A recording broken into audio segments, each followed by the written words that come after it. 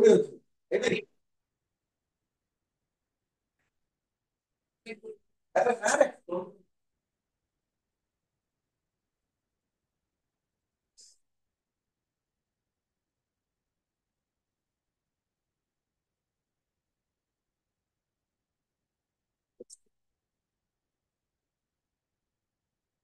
ତୋର ଏଇଟା ଏ ହଁ, ଏଟା ହେଲା ମୁଖ୍ୟ ଏଟା ହଉଛି ପଞ୍ଚରଥର ଟେମ୍ପଲ ତମ ଛାଡ ମୋ ଟେମ୍ପଲ ମୁଁ ଯାଇପାରିବିନି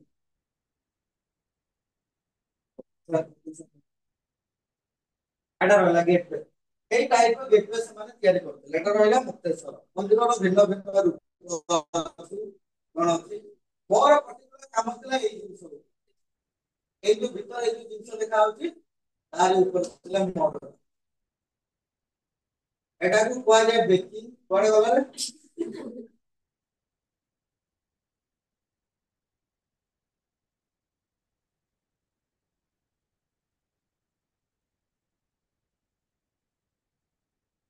ମନ୍ଦିରର ତମେ ସମସ୍ତେ ଦେଖିଥିବ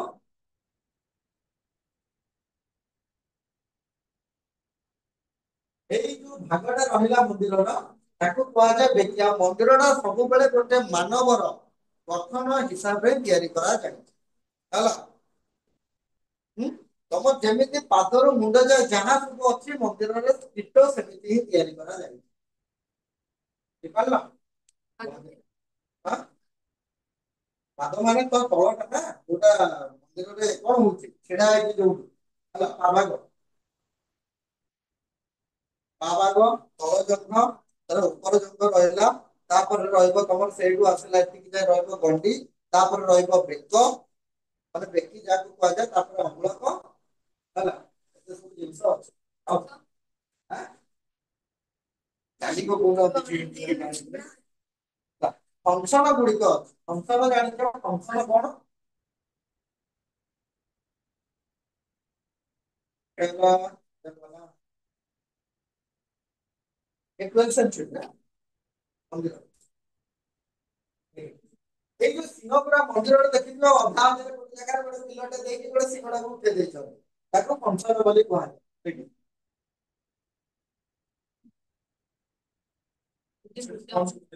ଆଁ? କିଛି ନାହିଁ ସେ ଖାଲି ମନ୍ଦିରର ଦେଖେଇବା କଥା ଚାରିଟି ଦିଗରେ ଥାଏ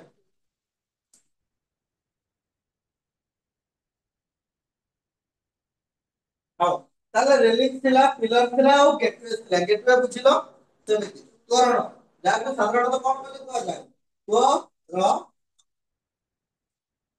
ପିଲର ଖୁଣ୍ଟ ରେଲିଂ ମାନେ ତମେ ଜାଣିଛ ଯୋଉ ସିଡିରେ ଯୋଉ ରେଲିଂ ଲାଗେ ସେଇଗୁରା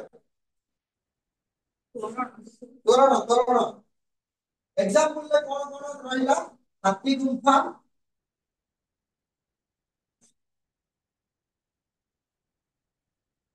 ଉଦୟଗିରି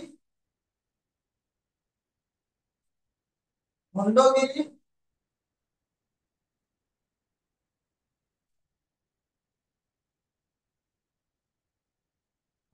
ଏଇ ସବୁ ହଉଛି ଜୈନ ମାନଙ୍କର ଗୋଟେ ଗୋଟେ ମାନେ ଯଦି ଆମେ ଦେଖିବା ମାନେ ଏବେ ଧ୍ୱଂସ ଅବସ୍ଥାରେ ଅଛି ହେଲା ସେ ହଉଛି ଗୋଟେ ଗୋଟେ ଆର୍ଟ ଆଉ ଆର୍କିଟେକ୍ଚରରେ ଯାଉଛି ହାତୀ ଗୁମ୍ଫା ଯେତେବେଳେ ତମେ ଏଣ୍ଟ୍ରି କରିବ ସେ ହାତୀ ଗୁମ୍ଫା ଉପରେ ବହୁତ କିଛି ତମର ଲେଖିବା ମାନେ ଲେଖାଥିବ ଯୋଉଟା କି ତମ ପ୍ରାକୃତିକ ଭାଷାରେ ଲେଖା ଅଛି ହେଲା ବ୍ରାହ୍ମୀ ବ୍ରାହ୍ମୀ ତ ଲେଖିଛ ଧରିକି ଯିବା ସେଇଠି ପଢିବା ଯୋଉଟା କି ତମ ପୁରୀ ମନ୍ଦିରରେ ପାଇ ପ୍ରାକୃତିକ ହେଲା ପ୍ରାକୃତିକ ନାହିଁ ସେଟା ସେଠି ଲେଖା ହବ ସେଟା ତ ଏଇ 12th ସେଞ୍ଚୁରୀ ଏଡି ପାଖାପାଖି 11 12 ସେଞ୍ଚୁରୀର ତ ସେଠି ତମର ପ୍ରାକୃତିକ ନୁହେଁ ତମେ ଅଧା ସେଠି ପାଇବ ବେଙ୍ଗଲୀ ସ୍କ୍ରିପଚର ପାଇବ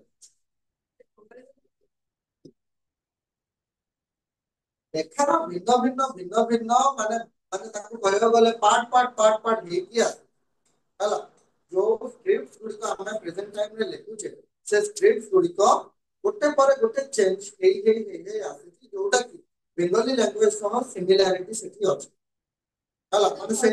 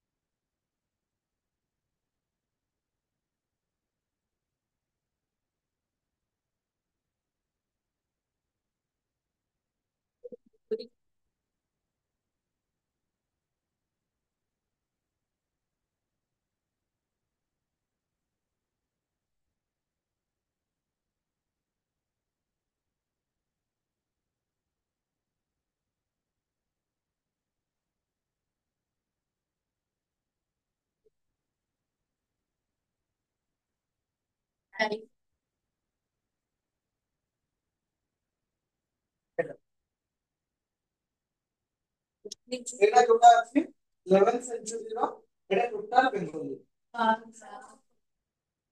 ହେଲା। 11th ସେଞ୍ଚୁରୀ କାହିଁକି କୁହାଗଲା ଦେଖ 1065 AD ରେ ଏଟା ଲେଖା ହେଇଛି 11th ସେଞ୍ଚୁରୀର ଯୋଉଟା ରହିଲା ମନ୍ଦିର ବି ସେମ୍ ସେଞ୍ଚୁରୀରେ ତିଆରି ହେଇଛି ସେଥିପାଇଁ ଏଇ ସ୍କ୍ରିପ୍ଟଟା ତମକୁ ସେଠି ଦେଖିବାକୁ ମିଳିବ। ପ୍ରଥମେ ଏଟା ରହିଲା ତମ ପ୍ରାମିକା ବୁଝିଥିଲେ ଆଉ ମନେ ପଡୁଛି କହ କହ ମନେ ପଡୁଛି ସେଇଠୁ ଦେଖ କିଛି ଚେଞ୍ଜେସ୍ ହେଇଛି ଯେତେ ତମ ଟାଇମ ପିରିୟଡ ଯିବ ସେତେ ତମର ଲେଖାରେ କିଛି ନା କିଛି ଚେଞ୍ଜେସ୍ ଆସିବ।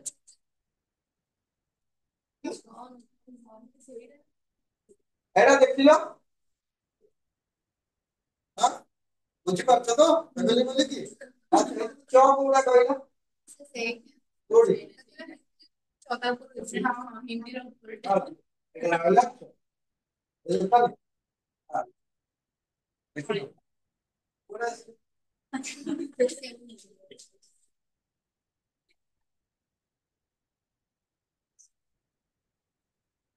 ଏଠି ତିଆରି ତ ଏଥିରେ କୋଉ ଲାଙ୍ଗୁଏଜ ଟା ନାହିଁ ଓଡ଼ିଆ ବହୁତ ଭଲ ନଥିଲା ନା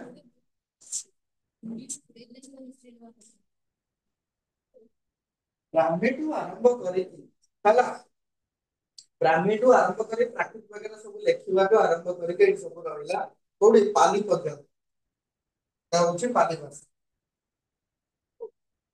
ହେଲା। ସେଟା ଏଟା ହେଲା ନାଗରୀ ଭାଷା ଯୋଉଟା ଦେବନାଗରୀ ହିନ୍ଦୀ ଭାଷାର ପ୍ରେଜେଣ୍ଟ ଟାଇମ୍ ତାପରେ ଏଟା ଗଲା ବେଙ୍ଗଲୀ ଆଲଫାବେଟ ରେ ଗଲା ତାପରେ ଏଟା ଗଲା ତମର ବଟ ଏଟା ହିନ୍ଦୀର ନୁହେଁ ରେ ଏଟା ଅଲଗା କୋଉ ଇଏରେ କ୍ଲିୟର ଜଣା ପଡୁଛି ତ ଏମିତି ଭାବରେ ଆସିବ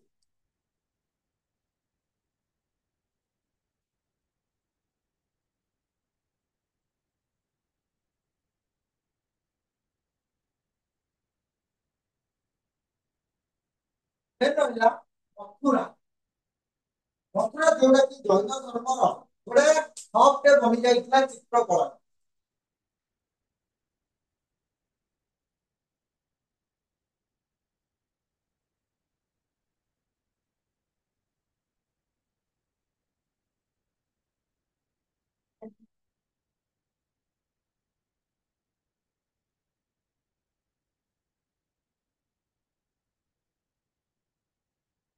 କୁଷାଣ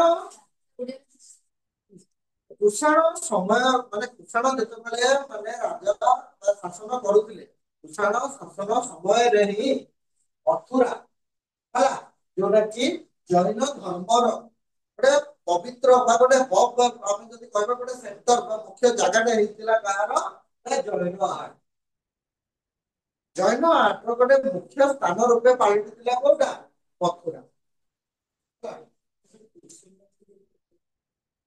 କୁଷାଣ ଟାଇମରେ ହିଁ ଅଧିକ ମାନେ ହେଇଥିଲା ଡେଭଲପମେଣ୍ଟ ଆର୍ଟ ର ଆଉ ସେ କୁଷାଣ ମାନେ ଅଧିକ ଭଲ ପାଉଥିଲେ ମଥୁରା ଆର୍ଟ ମାନେ ମଥୁରାର ସେଟା ଥିଲା କଣ କହିବାକୁ ଗଲେ ପୁରା ଫାଇନ୍ ଆର୍ଟ ଫାଇନ୍ ଆର୍ଟ ମାନେ କୌଣସି ଜାଗାରେ ଖତଡା ତମକୁ ମିଳିବନି ଯୋଉ ମୁଗୁନି ପଥରରେ ତିଆରି କର ତାଙ୍କର ଆର୍ଟ ଜୈନ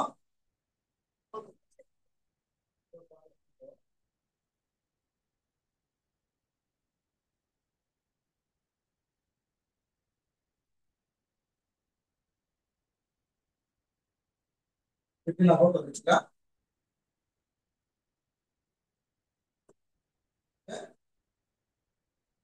ଭୂଷଣ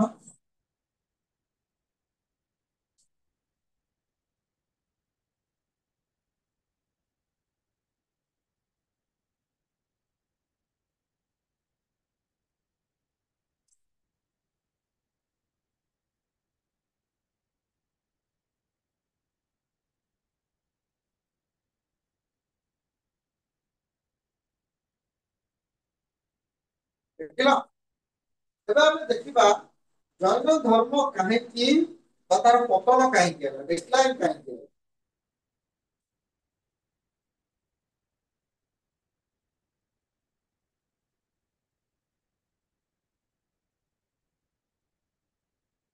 ହେଲା, ଦେଖିଲୁ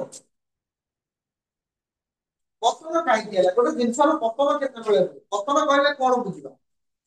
ଡିକ୍ଲାଇନ୍ ମାନେ କଣ?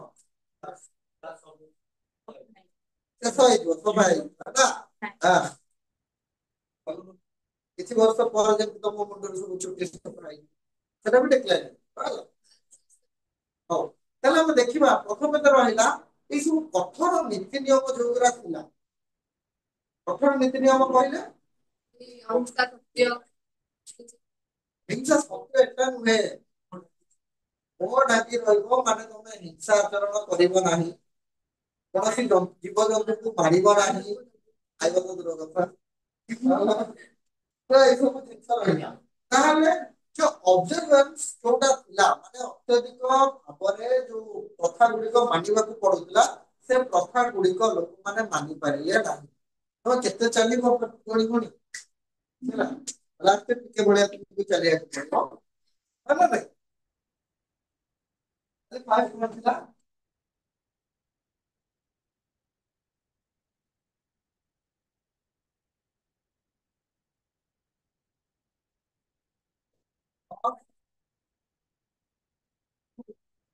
ଅହିଂସା, ତୁମକୁ ଅହିଂସାର ବାଟ ମାନେ ହିଂସା ଆଚରଣ କରିପାରିବ ନାହିଁ। ଗାନ୍ଧିଜୀଙ୍କ ପୂର୍ବରୁ ତମ ଗୋଟେ ଗାଲ ମାରୁଛି, ତମେ ଦି ଗାଲ କାହିଁକି ଦେଖେଇବ? ତମ ପୁରା ଶରୀର ଦେଖେଇ ଦିଅ ନେ ମାର ହେଲା ନା। ତାପରେ ରହିଲା ପ୍ରାୟଶ୍ଚିତ। ଅହିଂସା ତ ଜାଣିଛ, ପ୍ରାୟଶ୍ଚିତ, ପ୍ରାୟଶ୍ଚିତ ବି ଜାଣିଥିବ ସାଧାରଣତଃ କଣ ହେଲା। ଦେଖ ଅତ୍ୟଧିକ ଭାବରେ ତମକୁ କଣ କରିବାର ଅଛି? ଅବଜର୍ଭାନ୍ସ ମାନେ ତମକୁ ମାନିବାର ଅଛି, ତମକୁ ଗ୍ରହଣୀୟ ହେଲା। ମାନେ ଯଦି ଆମେ କହିବା ଅତି ଜଟିଳ ହିସାବରେ ତମକୁ ଏସବୁ ଗ୍ରହଣ କରିବାର ଅଛି। କଣ କଣ? ଅହିଂସା ବାଟ ଆପଣେଇବାର ଅଛି, ତମକୁ ପ୍ରାୟଶ୍ଚିତ କରିବାର ଅଛି। ପ୍ରାୟଶ୍ଚିତ ମାନେ ତମେ ଭୁଲରେ ଗୋଟେ କୁକୁରକୁ ଯଦି ମାରିଦେଲ ହେଲା, ଗାଁର ଲୋକମାନଙ୍କୁ ଡାକି ତମକୁ ଭୋଜି ଦେବାକୁ ତାହେଲେ ପ୍ରାୟଶ୍ଚିତ କଥା କିଛି ବି ହେଇପାରେ, ସାଧୁ ସେମାନେ କହୁଥିଲେ। ତାପରେ ରହିଲା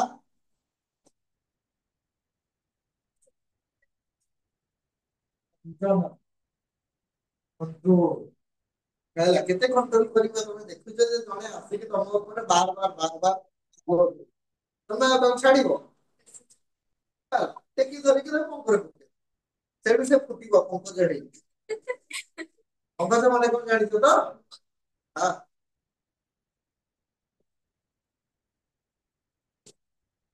ତାପରେ ଆଉ ଗୋଟେ ରହିଲା ରାଜାଙ୍କର ବା ଜୈନ ଧର୍ମକୁ ପ୍ରଚାର ପ୍ରସାର କରିବା ପାଇଁ ଆଉ କୋଉ ବ୍ୟକ୍ତି ମିଳିଲେ ନାହିଁ। ଦ୍ୱିତୀୟ କାରଣ କଣ ରହିଲା? ନୋ ପାଟ୍ରୋନେଜ। କୌଣସି ବ୍ୟକ୍ତି ମିଳିଲେ ନାହିଁ ଯୋଉଟାକୁ କଣ କରିପାରିବେ?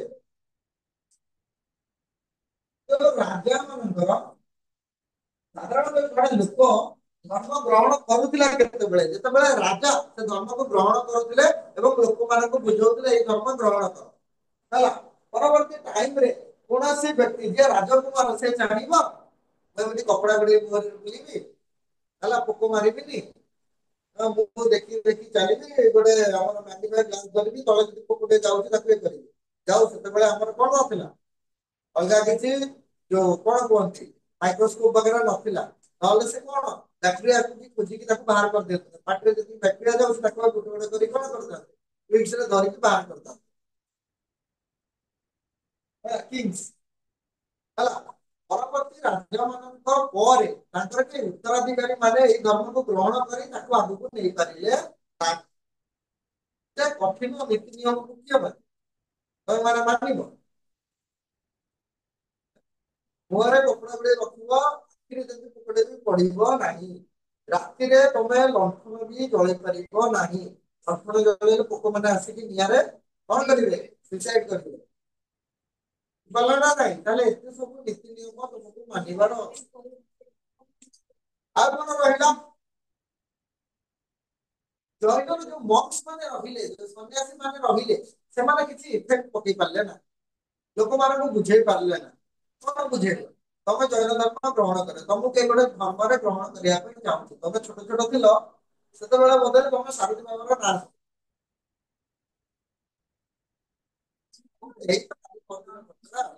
ହେଲା, ସେତେବେଳେ ତମେ ଦେଖିଥିବ ବହୁତ ଲୋକଙ୍କ ବେକରେ ଗୋଟେ ଲକେଟଟେ ଝୁଲୁଥିବ, ଗାଡି ଫାଡିରେ ସବୁ ଫଟୋ ଫଟୋ ଟଙ୍ଗେଇ ଦେଇକି ଯୋଉଠି ପାରିବେ ସେଇଠି ଟଙ୍ଗେଇ ଦେଲେ ହେଲା। କାହିଁକି? ସେତେବେଳେ ଦେଖ ସାରଥୀ ସମୟର ପ୍ରଚାର ପ୍ରସାର ହେବାର ଗୋଟାଏ ରିଜନ ହଉଛି ସେତେବେଳେ ଇଣ୍ଟରନେଟ ନଥିଲା।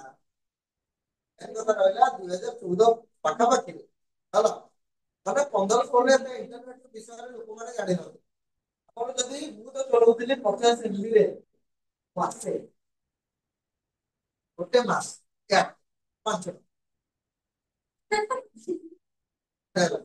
50 MB ରେ ମାସ ହେଲା। ସେତେବେଳେ ଖାଲି ଚାଲୁଥିଲା କଣ ଚାଲୁଛି ୟୁଜ କରିବି, କାହିଁକି ୟୁଜ କରିବି? ସେତେବେଳେ କଣ ଜାଣିଛି ମୋର ଫେସବୁକ ରହିଲାଣି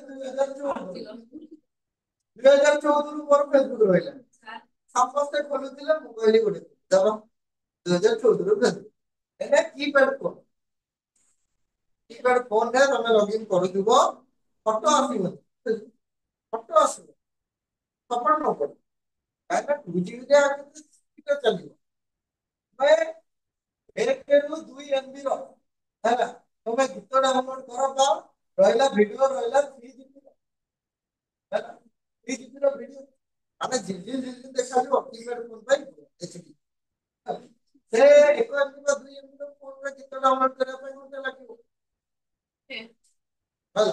ଆମେ ଦେଖିଛୁ 4G ଫୋନ ଆସିଲା 2015, ବହୁତ ଲୋକ ଚଲେଇଲେ, ମାଗଣା ଚଲେଇଲେ ଚଲେଇଲେ ଚଲେଇଲେ ଚଲେଇଲେ, ଦିଅ ତ ଦେଲା ମାଗଣା। କୋଉଠି? ଫେସବୁକରେ ଜାଣିନି ନା ନା ନା, ସେସବୁ କିଛି ନଥିଲା। ଲାଇଭ ଗଲା ଏଟା ଜୈନ ଧର୍ମ, ଜୈନ ଧର୍ମ ସରିଲା। ବୁଦ୍ଧିଜିମ୍ ଯଦି ଷ୍ଟାର୍ଟ କରିବେ ମୁଁ ସାରିପାରିବି, ଅଧା କରିଦେବି, ଅଧା ହିଁ ଲେଖିବି 4 ପେଜ ଜମା ସାରି ହବ। ସାର୍ ସୋସିଆଲ ଲାଇଫ ବିଷୟରେ ପଢେଇବେନି? କାହାର? ଜାଇନିଜିମ ର?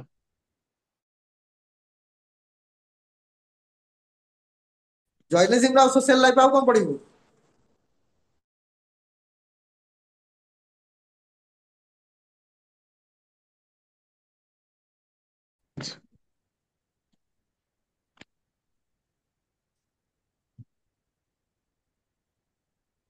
ହେଲା, ଆଉ ସମାଜରେ ଆଉ କଣ କଣ ରହିଲା ତାର?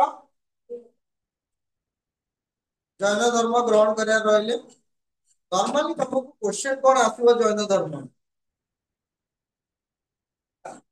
ସେଥିରେ ଗୋଟାଏ କ୍ୱେଶ୍ଚନ ରହିଲା ମହାବୀରଙ୍କର ଜୀବନୀ ଏବଂ ହେଲା ଜୈନ ଧର୍ମର ପ୍ରଚାର ପ୍ରସାର ବିଷୟରେ ଆଲୋଚନା କର।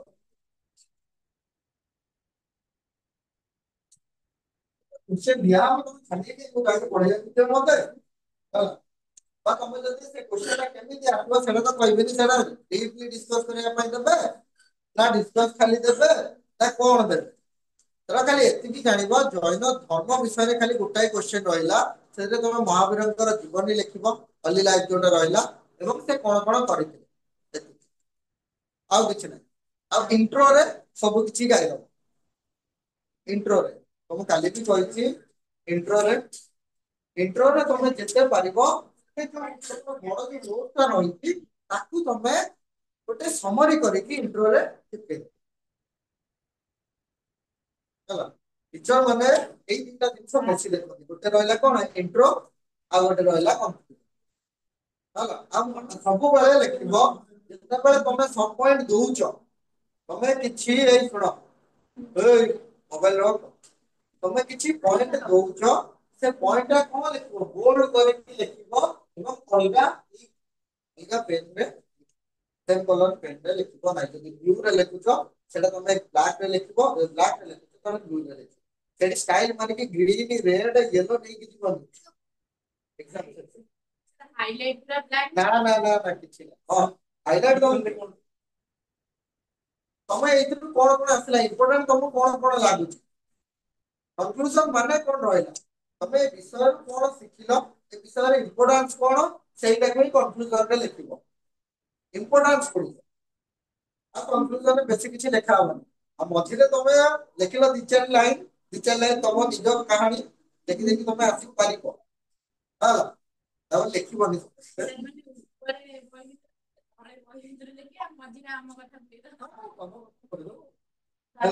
ଯଦି ସାର୍ ଯଦି ମାଷ୍ଟର ଯଦି ଦେଖିଲେ ତାହେଲେ ତ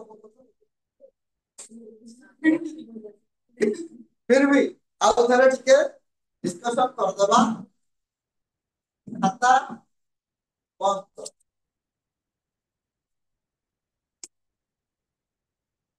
अच्छा 2 मिनिट में देखि दियो समझ हैला बात अली लाइव वगैरह सब देखि दियो अच्छा ठीक है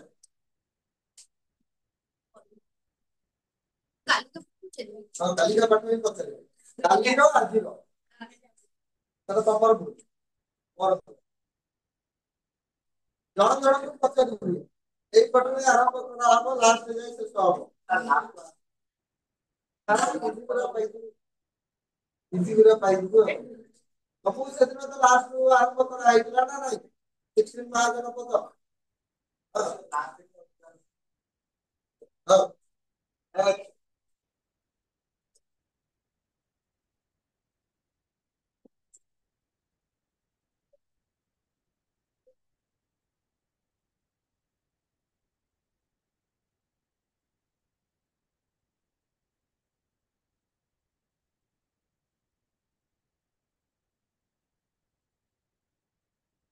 जैन शब्दर अर्थ कोन बा जैन माने कोन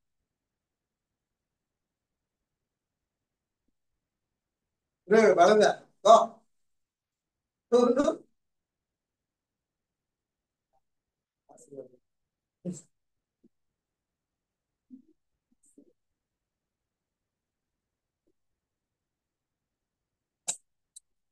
अरे गोटे व्यक्ति जे रहिला ये कि तार सब इंद्रिय को कंट्रोल करि पारे ताकू ही जैन धर्मे कोन करंदी बा कन्वर्ट हे परियो बोले एठी कुआ जाय छी अंशुमान आज्ञा सर। आगे के अछि लिमा अछु आज्ञा सर। अच्छा क 1 नंबर 22 नंबर 23 नंबर एवं 24 नंबर जैन तीर्थ मानकर ना क सर सर 24 नंबर होती महावीर। फास्ट थिले ऋषभनाथ फास्ट ऋषभनाथ आउ 23 टा हेले पर्शनाथ पार्श्वनाथ हाँ पार्शनाथ 24 हेला महावीर जैन 22 नेमिनाथ। नेमिना अच्छा हो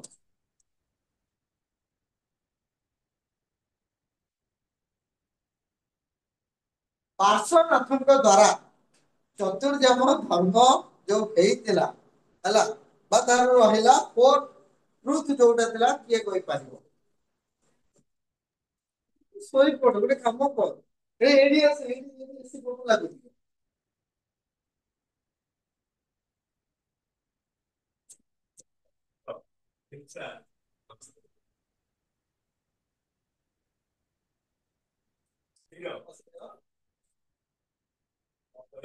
अपरिग्रह चतुर्थ शब्द रे महावीर जैन गोटे पॉइंट ऐड करथिले ताकू को माने को पॉइंट से ऐड करथिले ब्रह्मचर्य ऐड करथिले हो अच्छा महावीरंकर बाल्य कालर नाम को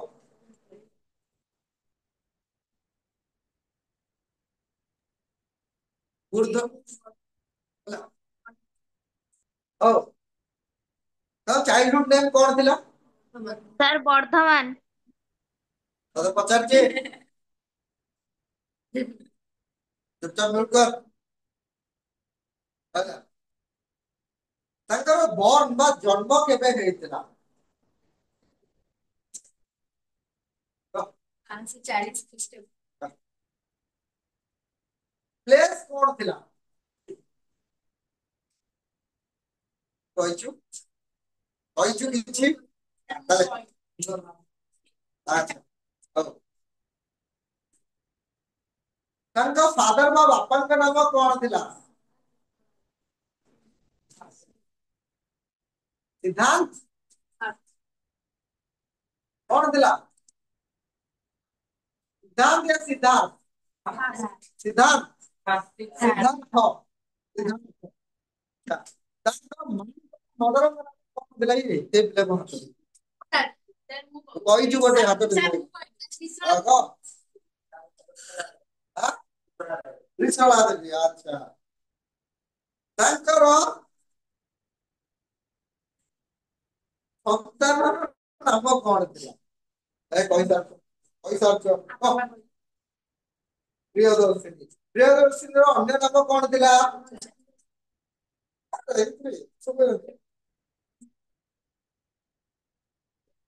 से को एज रे घर छाड़ले बा लेट होम हेतिले बा तबे करबा एज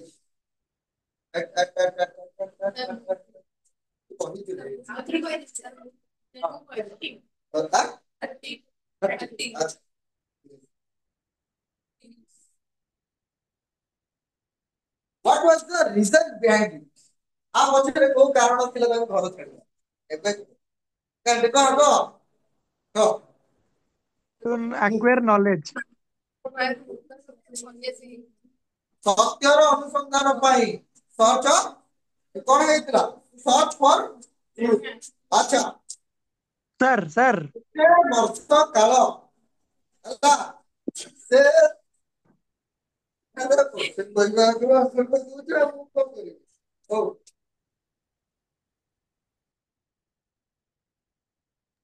Sir. ତ Sir, the answer acquire knowledge ହବନି। କୋଉଟା? ସେ ଯୋଉ ଘର କଣ ହଁ ପାଇଁ ହଁ ହଁ ଛାଡିଥିଲେ? ହଁ ହଁ ହଁ ସେଟା ଟ୍ରୁଥ ପାଇଁ ସେ ଯାଇଥିଲେ ଏବଂ ଜ୍ଞାନ ଆହରଣ କରିବା ପାଇଁ ସେ ଯାଇଥିଲେ। Acquire knowledge। ହଉ ହଉ।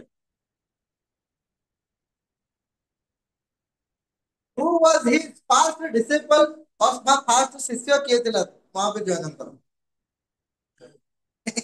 ନା କଣ? ଜାପାନୀ।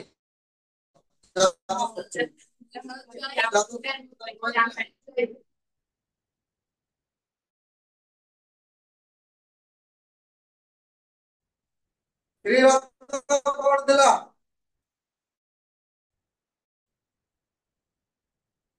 ଫାଷ୍ଟ କ୍ୱେଶ୍ଚନ ପଚାର। ଓକେ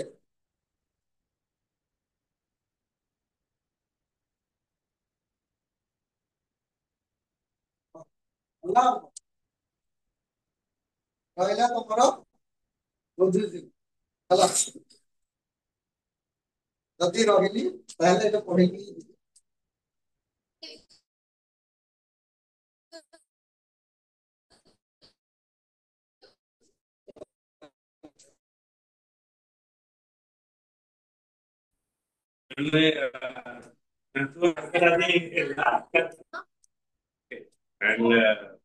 ତାଙ୍କର ଅନ୍ୟ ଜାଗାରେ ପୋଷ୍ଟିଂ ହେଇଛି। ପ୍ରିଭିୟସ୍ କ୍ଲାସରୁ ଏପର୍ଯ୍ୟନ୍ତ ମୋ ସାଙ୍ଗ କ୍ଲାସ ଦେଇ ଚାଲିଥିଲି। ସାର୍ ଆମ ସହିତ 1 ଇୟର ଥିଲେ। ତା ଭିତରେ ପଜିଟିଭ ଯୋଉ ଜିନିଷ ମୁଁ ଦେଖିଛି ସେଟା ହଉଛି ସାର୍ କ୍ଲାସ ଜିନିଷ ମୁଁ ପ୍ରିପାରେସନ କଲି ପିଲାବେଳେ ବା ମୁଁ ଯେତେବେଳେ କ୍ୟାରିୟର ଷ୍ଟାର୍ଟ କରିଥିଲି ଆଜ ଟିଚର ହିସାବରେ ମୁଁ ସାର୍ଙ୍କୁ ସେଇ ଇଏରେ ପ୍ରତିଛବି